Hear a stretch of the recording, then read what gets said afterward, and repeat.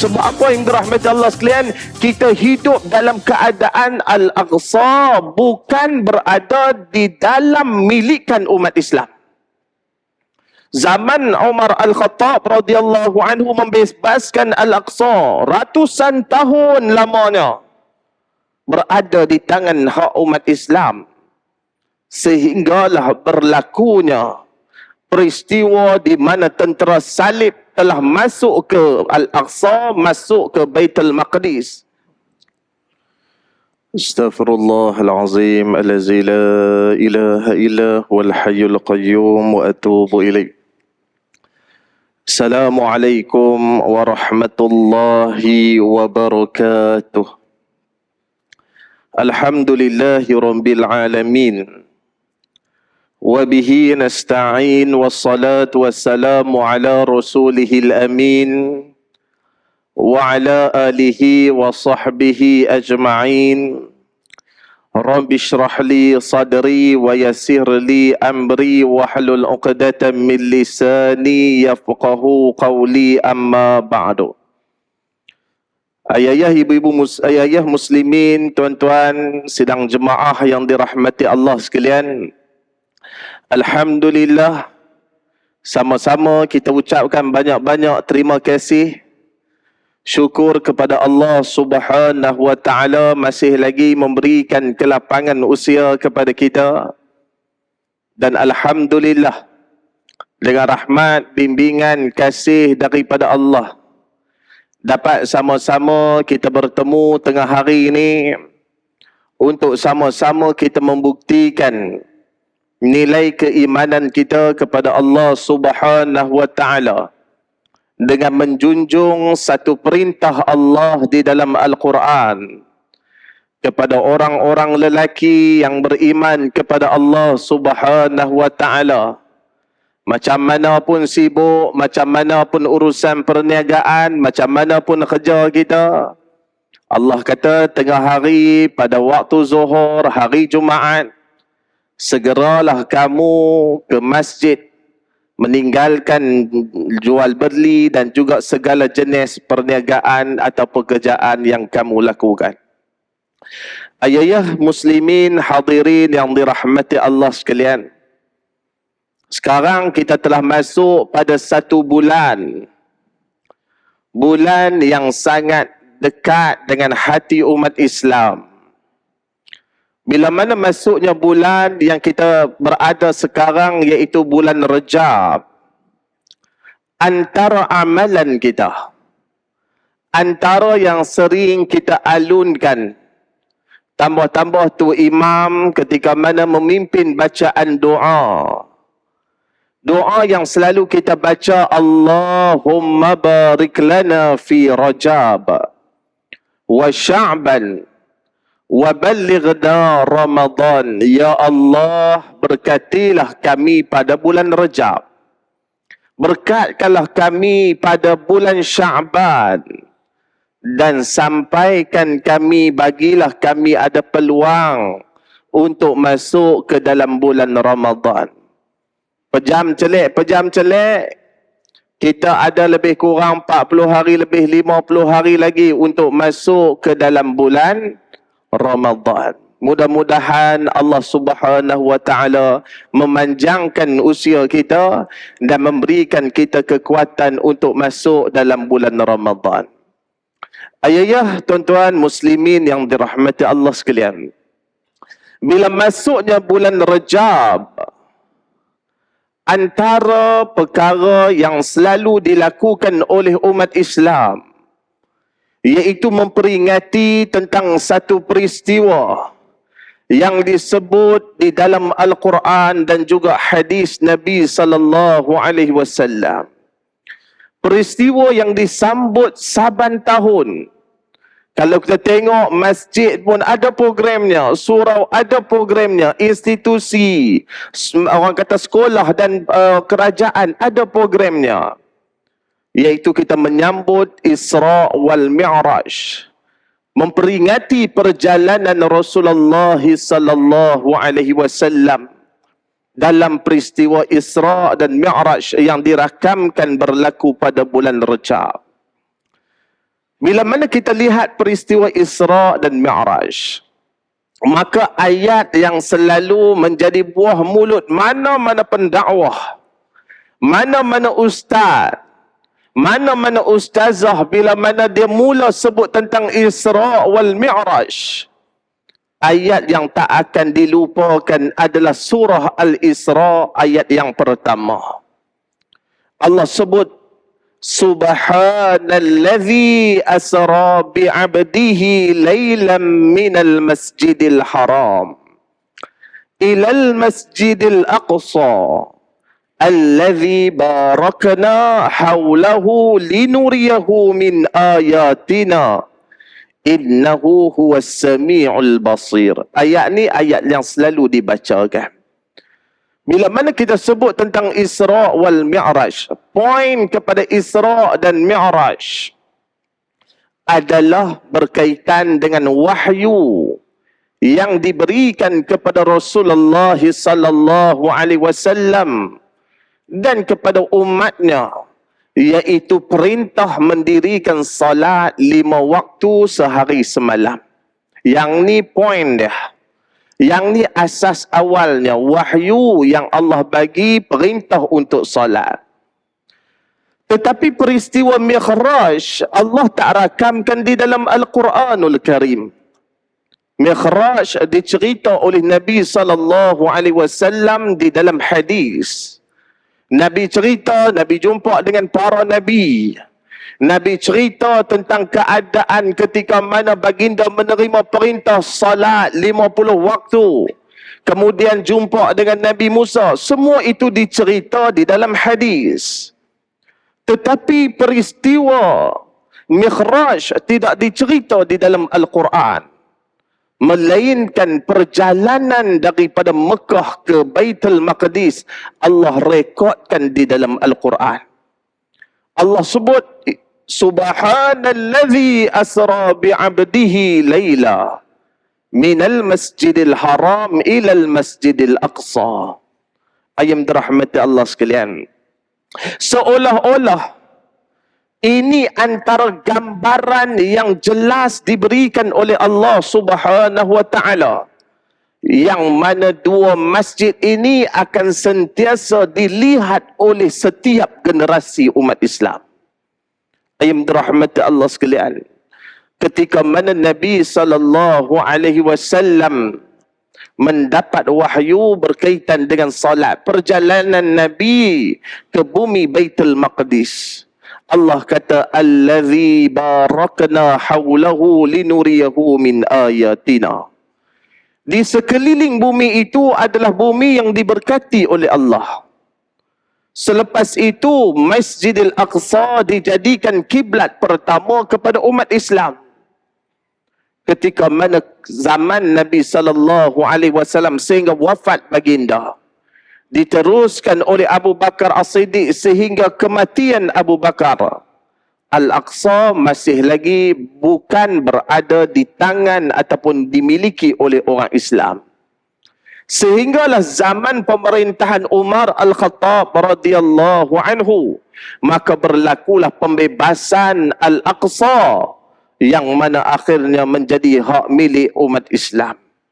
Ayah muslimin yang dirahmati dan dikasihi oleh Allah sekalian, tengah hari ini saya tak mau nak sebut berkaitan dengan Isra' dan Mi'raj, sebab mungkin ramai juga para ustaz kita dan kita pun selalu sebut tentang Isra' dan juga Mi'raj. Tetapi kita nak tengok bila mana Allah Subhanahu wa ta'ala sebut tentang Masjidil Haram dan juga Masjidil Aqsa. Yang mana yang dirahmati Allah sekalian, kalau kita tengok ayat setelah daripada itu, kita tengok ayat yang keempat, Allah cerita, Allah beritahu kepada kita, wa qadaina ila bani Israel fil kitab la tufsidunna fil ardi marratain wa la ta'lunna 'uluwan kabira. Alhamdulillah sekalian, seolah-olah yang ni, ayat ni macam kena dekat batang tubuh kita hari ini. Sebab apa yang dirahmati Allah sekalian? Kita hidup dalam keadaan Al-Aqsa bukan berada di dalam milikan umat Islam. Zaman Umar Al-Khattab radhiyallahu anhu membebaskan Al-Aqsa, ratusan tahun lamanya berada di tangan hak umat Islam, sehinggalah berlakunya peristiwa di mana tentera salib telah masuk ke Al-Aqsa, masuk ke Baitul Maqdis, membunuh 70 orang umat Islam, menawan Baitul Maqdis. Hampir 100 tahun berada di tangan tentera-tentera salib. Sehinggalah Allah Subhanahu wa taala memberikan kemenangan kepada umat Islam yang dipimpin oleh Salahuddin Al-Ayyubi, ketika mana beliau dan tentera-tentera orang Islam berjaya merampas semula Baitul Maqdis. Yang direkodkan pembebasan Baitul Maqdis diserahkan kepada Salahuddin Al-Ayyubi tanggal 27 Rajab. Rahmatullah sekalian, bulan ni kita sambut Isra' wal Mi'raj. Bulan ni kita nak memperingati semula tentang pembebasan Al-Aqsa yang telah dilakukan oleh Salahuddin Al-Ayyubi. Ayah hadirin muslimin yang dirahmati Allah sekalian, bila mana kita sebut tentang apa yang berlaku kepada dunia umat Islam, suatu ketika bagaimana Baitul Maqdis itu telah dijarah ataupun telah dirampas oleh tentera salib. Tak lain tak bukan kerana kepincangan umat Islam. Perbezaan ideologi di kalangan umat Islam, perbezaan mazhab di kalangan umat Islam, akhirnya berlakulah pecah belah. Berlakulah satu perkara yang mana umat Islam tidak lagi bersama, sehinggalah musuh dapat mengambil dan merampas Al-Aqsa. Ketika mana zaman Salahuddin Al-Ayyubi, Mesir hampir ditakluk oleh tentera salib, tetapi berjaya dipatahkan oleh Salahuddin Al-Ayyubi. Salahuddin Al-Ayyubi dia menggerakkan kekuatan tentera, menyatukan tentera-tentera dari pelbagai negara, menyatukan umat Islam di bawah satu panji. Akhirnya kejayaan hasil daripada penyatuan umat-umat Islam berjaya meraih semula Baitul Maqdis. Tuan-tuan, pada tengah hari ini, bila mana kita nak ambil sedikit semangat daripada apa yang berlaku, apa yang telah dilakukan oleh Salahuddin Al-Ayyubi, kita nak orang kata kongsikan satu hadis daripada Nabi sallallahu alaihi wasallam, yang mana angka terakhir, tuan-tuan, yang saya tengok sahabat-sahabat kita, anak-anak kita, orang kata kawan-kawan kita, mak ayah kita yang berada di Gaza, angka yang terakhir adalah 26,000 lebih, menghampiri 27,000 orang yang telah gugur hasil daripada kekejaman dan sikap kebinatangan yang ditunjukkan oleh Zionis Israel. Allahumma taqabbal minhumus syuhada washfi mardai wal jarha. Kita minta Allah menerima korban di kalangan mereka orang-orang Islam yang gugur sebagai syahid dan memberikan kesembuhan kepada mereka yang terluka. Ayah muslimin yang dirahmati Allah sekalian, satu hadis daripada Nabi sallallahu alaihi wasallam yang kita nak kongsi tengah hari ini, kita nak cuba amalkan. Sebab daripada hadis ni, kalau kita cuba amalkan, dia akan membuatkan umat Islam kuat. Dia akan menyatukan umat Islam. Ini antara yang disebut oleh Nabi sallallahu alaihi wasallam. Tuan-tuan muslimin yang dirahmati Allah sekalian, dalam satu hadis kata Nabi, ma hasadatkumul yahudu ala syai'in ma hasadatkum ala salam wan nas wan namin khalfal imam. Kata Nabi, Nabi kata orang-orang Yahudi ni dia tak iri hati, dia tak sakit hati kepada orang Islam. Buatlah apa kat dia, dia payah nak sakit hati. Walaupun kita buat kempen Israel cuak, memanglah dia geram-geram juga. Tapi geram-geram dia pun 20,000 lebih lah sahabat kita dah terkorban. Tapi kata Nabi, ada dua benda yang kalau orang Islam buat, satu, dia membawa kepada penyatuan umat Islam. Yang kedua, dua benda ni orang Yahudi cukup benci. Dia sangat sakit hati. Dia sangat pedih hati. Tuan-tuan muslimin yang dirahmati Allah sekalian, yang pertama kata Nabi SAW yang menyebabkan sakit hati pokok Yahudi ni, iaitu dia sakit hati di atas salam di antara orang beriman. Ucapan salam, Assalamualaikum, bila mana diamalkan oleh orang-orang Islam, ni pokok Yahudi ni sakit hati, kata Nabi SAW. Sebab itu tuan-tuan muslimin yang dirahmati Allah sekalian, Abdullah bin Salam, dia menyebutkan ketika mana Nabi SAW masuk ke Madinah, Nabi pertama sekali singgah di Quba, Nabi bina masjid, Nabi masuk di Yathrib ataupun Madinah, Nabi bina Masjid Nabawi. Antara apa yang disebut oleh Nabi, Nabi masuk awal-awal di Madinah, apa yang Nabi sebut? Kata Nabi SAW, ya ayyuhan nas, afshus salam, wa at'imut ta'am, wa silul arham, wa sallu bil laili wan nasu niyam, tadkhulul jannah bisalam. Kata Nabi. Antara benda, kata Abdullah bin Salam, yang Nabi perintahkan kepada manusia, bila mana Nabi sampai di Madinah, sebarkan salam. Wih, nampak macam biasa. Wih, takkan kot biasa je nampak Assalamualaikum. Tapi apa kesan dia? Kata Nabi SAW, hadis yang diriwayatkan oleh Abu Hurairah. Nabi kata, la tadkhulul jannah hatta tu'minu. Kata Nabi, tidaklah masuk ke dalam syurga sehingga kamu beriman. Dan kata Nabi, wala tu'minu hatta tahabbu. Dan tidaklah kamu beriman sehingga kamu kasih mengasihi. Dan kata Nabi, nak tak aku tunjuk satu benda yang kalau kamu buat, dia menanamkan perasaan kasih dan sayang di kalangan orang Islam. Nak tak, kata Nabi? Lalu kata Nabi SAW, afshus salam bainakum, sebarkan salam di kalangan kamu. Yang ni orang Yahudi cukup tak suka. Sebab itu kita ni kat Malaysia, alhamdulillah tuan-tuan, Malaysia ni dengan adat kesopanan dia, adat kemelayuan dia, tuan-tuan dirahmati Allah sekalian, ni kita duduk dalam masjid ni, elok kita habis sembahyang tahiyatul masjid, kita pandang sebelah kanan, kita salam orang sebelah kanan kita. Pandang sebelah kiri, salam orang sebelah kiri kita. Jumpa kawan-kawan kita, Assalamualaikum. Tadi saya masuk, tadi pun kalut-kalut nak pergi tandas sakit perut.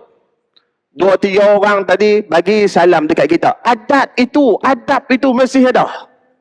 Tuan-tuan yang dirahmati Allah sekalian, kalau kita pergi ke Masjid Nabawi, masjid yang dibina kasih sayang oleh Nabi dengan para sahabat. Tuan-tuan, hari ini kita pergi, tuan-tuan rahmat Allah sekalian, budaya tu tak ada. Sedangkan kalau kita tengok, bila mana Nabi sebut, bila Allah sebut di dalam Al-Quran, yang mana Allah menciptakan manusia syu'uban wa qabail lita'arafu. Banyak kaum, banyak puak, banyak bangsa, banyak bahasa. Lita'arufu, untuk saling kamu kenal mengenal. Tapi kita tak ambil kesempatan untuk kenal orang Islam dengan ungkapan Assalamualaikum. Walaupun aku tak faham hang cakap apa, hang cakap pun aku tak faham, budaya berbeza. Yang menyatukan kita Assalam, Islam yang mendamai dan mensejahterakan.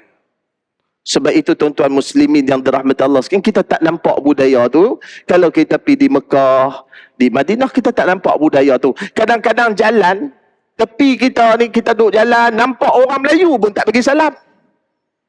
Saya pernah sekali tuan-tuan, saya pergi ke Madinah, saya pergi ke Mekah, kita pun nampak orang Melayu, orang Malaysia ni nak kenal bukan payah pun. Kalau dia pakai telekung, belakang ni ada bendera Malaysia. Kalau pakai kepiah ni, cop bendera Malaysia bulat elok ni. Kita pun bagilah Assalamualaikum. Dia boleh kalih tengok kita atas bawah macam tak puas hati. Tuan-tuan yang dirahmati Allah sekalian. Sebab itu kata Nabi SAW, afsyus salam, sebarkan salam. Sebab itu kalau kita tengok dalam rangka ibadah haji, Nabi sebut apa? Al-hajul mabrur laisa lahu jazaa'ilal jannah. Siapa yang dapat haji yang mabrur, ni ada ayah-ayah kita, abang-abang kita, siapa yang rezeki tahun ni pergi haji, tahniah, mudah-mudahan diberikan kesihatan yang baik, peluang untuk pergi haji.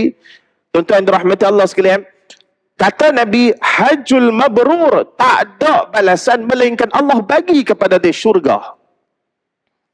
Nabi pernah ditanya macam mana tentang haji yang mabrur.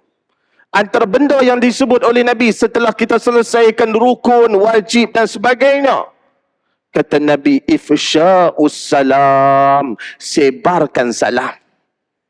It'amut ta'am, bagi orang makan. Yang ni lah nak menyatukan orang Islam. Kita kongsi rezeki, kita saling kenal mengenal. Aku orang Islam, kau orang Islam, kita pakat bagi salam. Dan kata Nabi, tibul kalam, walaupun kita berbeza, walaupun ideologi kita berbeza, tetapi kita duduk dekat sini, tibul kalam, kita jaga ucapan kita supaya saudara se-Islam kita tak sakit hati dengan kita.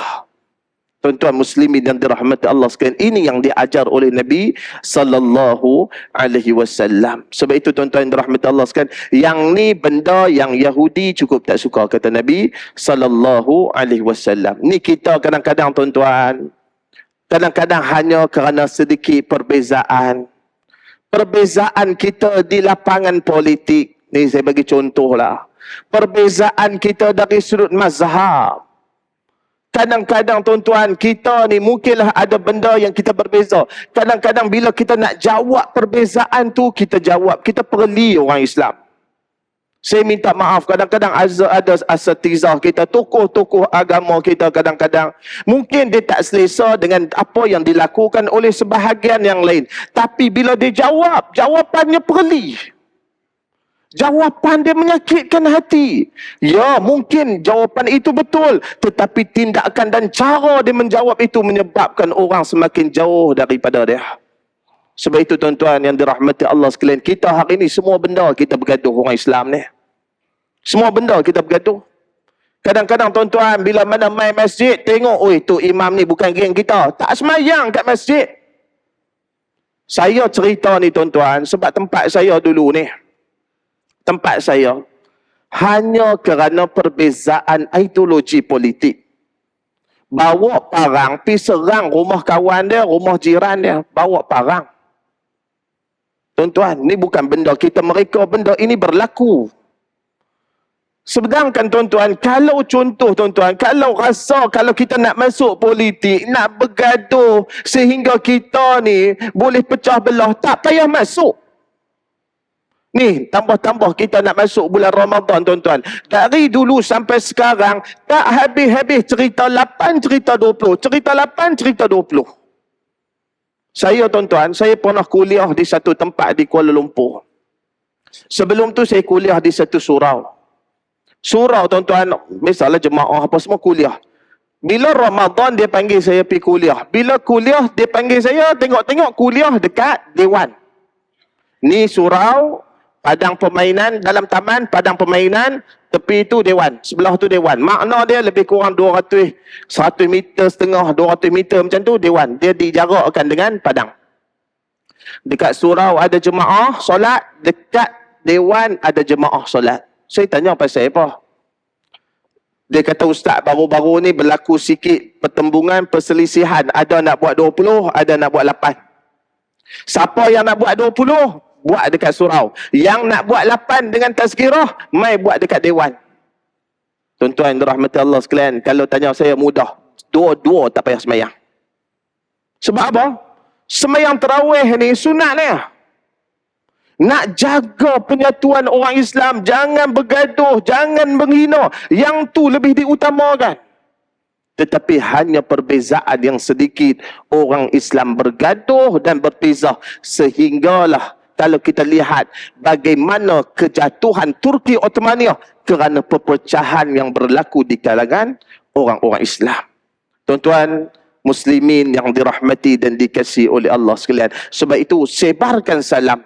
Banyakkan kita dengan budaya salam. Sebab apa? Kalau kita tengok antara yang dilakukan oleh Kamal Atatürk bila mana dia mengambil alih pemerintahan Turki, ketika mana dia jadi pemimpin Turki, sekular negara Turki, antara benda yang dilakukan oleh Kamal Atatürk iaitu memperkenalkan hai, hello, menggantikan assalamualaikum.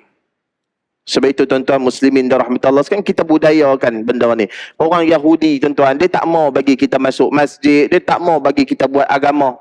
Tapi kita ni ada kekuatan, kita mai juga masjid, kita budayakan juga hidup dalam agama. Dia kata tak apa, tapi dia pecah belahkan kita. Sebab itu tuan-tuan muslimin dan rahmat Allah sekalian, kita ambil semangat semula daripada Salahuddin Al-Ayyubi yang telah membebaskan Al-Aqsa. Dengan penyatuan yang berlaku di kalangan umat Islam, kita bersatu semula.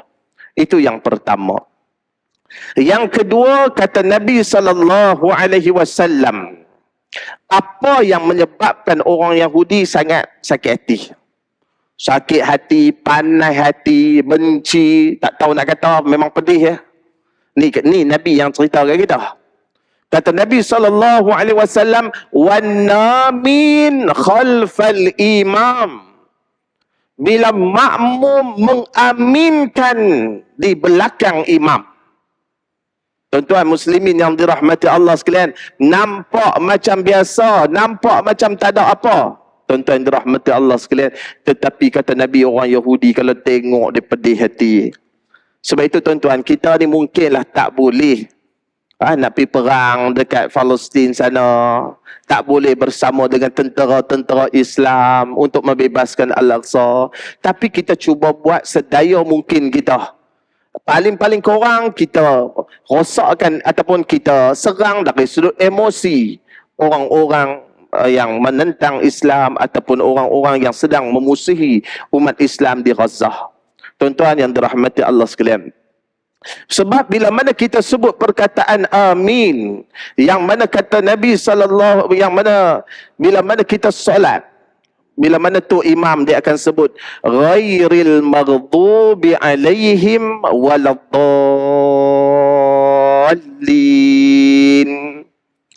Apa yang kita kena faham daripada surah Al-Fatihah?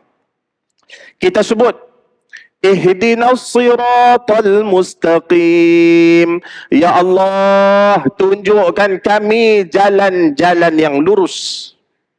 Siratal ladzina an'amta alaihim.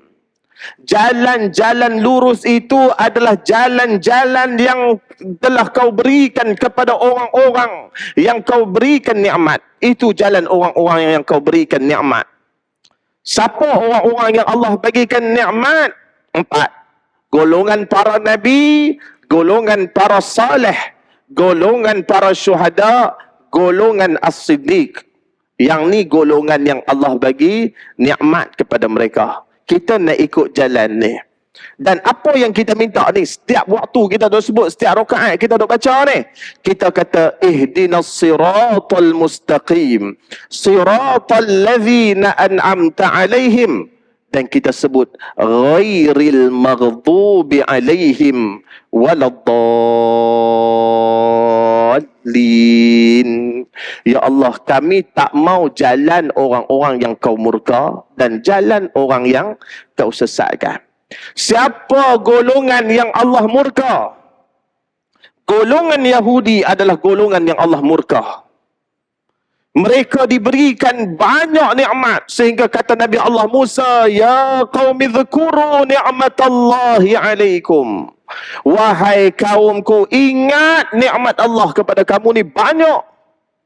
Para nabi diutuskan banyak kepada mereka. Nabi-nabi yang kita kenal, nabi-nabi yang rasul-rasul yang besar diutuskan kepada Bani Israel. Dan mereka adalah puak yang dikenali sebagai pembunuh para nabi. Sehingga dalam rekod sejarah 70 orang para nabi dibunuh dalam satu hari. Sebab itu tuan-tuan dirahmati Allah sekalian, mereka adalah puak yang mana kata Allah, mereka puak yang dimurkai oleh Allah Azza wa Jal. Sebab itu bila mana tu imam kata ghairil maghdubi alaihim waladdallin, kita sebut amin. Wih, sakit hati dah. Wih, benci dah. Geram, pedih hati dia dengar ni. Tuan-tuan yang dirahmati Allah sekalian. Sebab itu tuan-tuan dirahmati Allah sekalian, kita kadang-kadang ni, bila mana amin, tu imam pun pasal ada mikrofon yang dia kuat sikit pun. Kita kat belakang ni, bila tu imam amin, kita pun amin. Steady kita. Kena pula ada orang yang amin. Oh, memang zuhud betul ya dah. Dia kata kita buat apa nak tunjuk ke orang. Memang zuhud tawaduk sungguh lah. Kena subuh tak bunyi, geluk angin lah. Sedangkan amin yang diajar oleh Nabi SAW, seperti mana kata Abu Hurairah yang diriwayatkan oleh Imam Abu Dawud, bila mana Nabi sebut amin, ucapan Nabi didengari sehingga saf di belakang. Tak ada mic waktu tu. Maksud dia kuat. Bukan menjerit. Menjerit itu anak-anak kita. Tapi kita kuat, semangat dengan ungkapan amin. Dan kata dalam riwayat yang lain seperti yang diriwayatkan oleh Ibnu Majah, iaitu fayartajju bihal masjid, sehingga ucapan amin itu laungan dia bergema masjid. Yang ni yang diajar oleh Nabi SAW. Tuan-tuan dirahmati Allah sekalian, kita dalam masjid ni, semua ni banyak yang berbeza. Kita semua berbeza. Fahaman dari sudut agama, dari sudut fiqahnya, fahaman dari sudut akidah pun mungkin ada bezanya. Fahaman kita dari sudut orang kata apa tu politik ke, dari sudut kumpulan, kita berbeza. Tetapi kita bersama di atas tauhid yang satu. Kita bersama di atas jiwa yang satu, iaitu jiwa Islam. Kita bersama untuk mempertahankan akidah yang satu, mempertahankan saudara kita yang telah dipersaudarakan oleh Allah dengan ungkapan muslimin. Tuan-tuan muslimin yang dirahmati Allah sekalian, sebab itu kita sama-sama kita ambil apa yang diajar oleh Nabi SAW. Kita tak mampu buat yang lain, kita buat yang ni pun cukup dah lah. Tuan-tuan yang dirahmati Allah sekalian. Dan kata Nabi SAW dalam hadis yang lain berkaitan dengan amin, kata Nabi, yang mana yang diriwayatkan oleh Bukhari dan Muslim, bila mana seseorang dia ucap perkataan amin di belakang tu imam, dan amin itu bertepatan dengan amin para malaikat, maka diampunkan dosa-dosanya. Sebab itu tuan-tuan, kita tak mau lepas peluang ni. Kita ambil apa yang diajar oleh Nabi SAW tadi yang kita sebut. Sebab kita duduk dalam bulan Rejab ni, bulan yang kita tidak boleh lupa untuk cerita tentang Masjid Al-Aqsa. Kena pula bulan Rejab, berlaku satu pembebasan Al-Aqsa pada 583 Hijrah, 27 Rejab.